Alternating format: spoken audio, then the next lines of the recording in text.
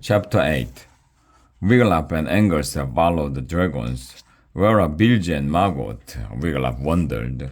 They were very quiet, too quiet. At last, by the shine of pale light, Wiglaf saw the boulder lodged in the mouth of the cave. Ethelred picked up a long iron rod leaning against the cave wall. She wedged it between the rock and the cave entrance, gritted her fangs, and gave the rod a shove. The boulder rolled back into the cave, creating an opening. Lucinda, Ethelred, Wiglaf, and Angus ran outside. Wiglaf took a deep breath. Ah! The fresh air smelled sweet after the stinky cave. It was cool outside. The sun was just going down. A full moon was on the rise. Lucinda and Ethelred gulped the fresh air loudly. Then they stretched, lengthening their long, scaly red necks and spreading out their wings. Ah! Exclaimed Ethelred.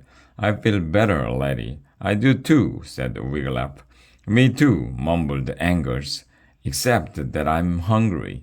A sudden scuffling sound inside the cave startled the four. They turned toward the entrance in time to see the boulder roll back, blocking the mouth of the cave. Ha ha! Bilge and Margot called from inside the cave. You can't get in. It's our cave now. St. George's dragon, exclaimed Lucinda. Do they really think we can't budge that boulder? Let them think so for a while, Lucy, said Ethelred. It's peaceful here. Lucinda nodded. Let's have a nice hot cup of tea and figure out how to get rid of those pests. Then, to Wiglaf's surprise, Lucinda opened her big red purse and took out a tea kettle. She trotted over to a nearby mountain stream and filled it with water. Ethelred opened her big red purse too. She took out a teapot, a drawstring bag, 2 teacups, and 2 saucers. She sprinkled some dried green leaves from the bag into the pot. You never know when you are going to need a bracing cup of tea. Sit down on those rocks, lads. Make yourselves comfortable. Lucinda blew red-hot flames at the kettle. The water inside quickly boiled. She poured it over the tea in the pot, let it steep, and filled 2 cups. Lucinda handed Wiglaf and Angus cups and saucers. I hope you like dragon mint tea. Wiglaf sipped the tea. He said. Tasty. Angus took a gulp. Excellent, he said. Like a peppermint, but mintier. The dragon ladies exchanged pleased smiles. Oh, I nearly forgot. Ethelred opened her purse again and took out a big bag of cookies. She gave each lad 2. I suppose this will have to do for your supper. No problem, said Angus. He quickly took a bite. His eyes lit up. Yum! Dragon mint chip, Lucinda said. Wiglaf thought he had never tasted anything so delicious. Now, said Ethelred, taking back the cups and pouring tea for herself and her sister, how shall we get rid of those nasty little cave snatchers? Her orange eyes narrowed. Most dragons would just flame them. Or fly them up high in the sky and drop them, said Ethelred, stirring her tea. Or claw them to beach, Lucinda added. Wiglaf shuddered at the thought. He began to feel ill. They are my little cousins, Angus reminded the dragons. Some dragons would sit on them and crush them, Ethelred said, seeming to ignore Angus's comment. Or cook them for supper, added Lucinda. Though I think they would be quite tough. Wiggler put down his half-eaten cookie. Is there not some way to make them leave your cave without hurting them? He asked. What we are getting at, said Lucinda, is that most dragons will simply off those babies, but Ethelred and I aren't most dragons. Wiglaf was glad to hear her say so. Let's see. Ethelred drummed her claws thoughtfully on a scaly red chin. We could send them a dragon stink bomb. Nothing smells worse than dragon. No, sister, Ethelred cried. We'd never get that smell out of the cave. Well, how about inviting the family over? Said Lucinda. The sight of 376 dragons would scare off those little hooligans. Don't count on it, said Angus. Plus, we'd have to feed all 376, said Ethelred. And they might stay on for weeks. Scratch that idea, said Lucinda. They all thought in silence for a while. At last, Wiglaf spoke up. At Dragon Slayers Academy, we learned that's where you go to school? Cried Ethelred. Oops! Wiglaf put a hand over his mouth. Honestly, Ethelred, Lucinda shook her head. Where did you think they went to school? Princess Prep? Go on, Wiglaf.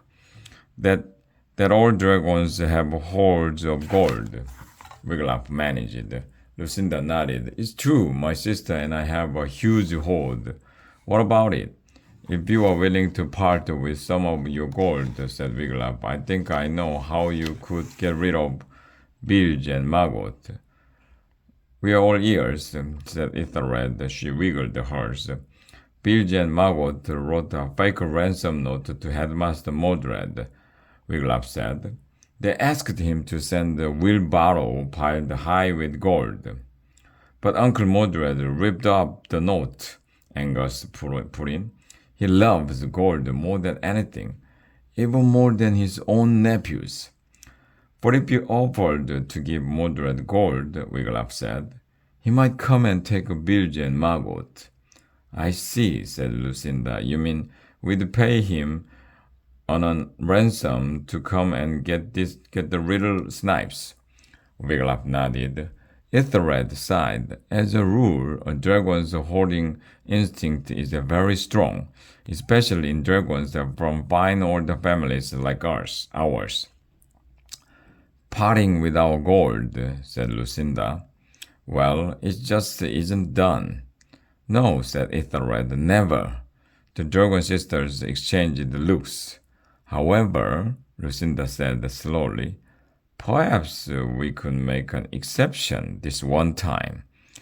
We might give up some of our gold, added Ethelred, if it would get rid of those hooligans. Lucinda pawed around in her big red purse and found a piece of parchment. Ethelred searched her purse and came up with a tin of ink and a large quill.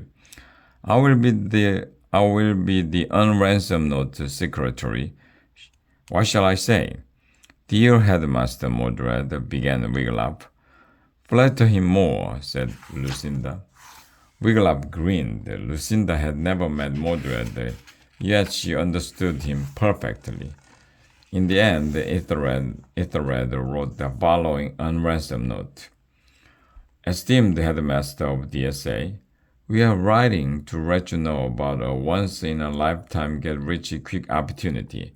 If you will come to our cave and fetch two lads who got lost on their way to your school, and guarantee that these lads, known as Bilge and Margot, will never at any time ever return to our cave, we will give you a wheelbarrow piled high with gold.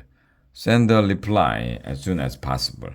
Most sincerely, Lucinda and Ethelred von Armazmarch. Keep away, Mountain Cave.